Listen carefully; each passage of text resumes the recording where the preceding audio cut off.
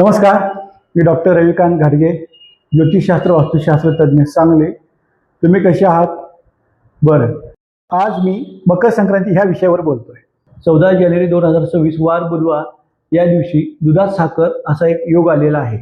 या दिवशी मकर संक्रांत असून तसेच एक दुर्मिळ असा योग आलेला आहे.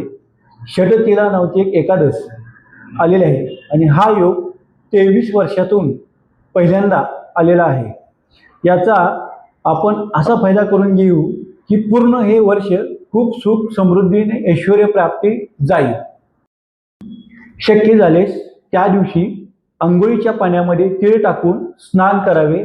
स्नान झाल्यानंतर सूर्याला अर्घ्य द्यावे आणि सूर्याचा मंत्र 11 वेळा ओम सूर्याय नमः हा मंत्र किंवा गायत्री मंत्र हा 11 वेळा म्हणावा आणि शक्य झाल्यास त्या दिवशी पिवळ्या कलरचे वस्त्र परिधान करावे.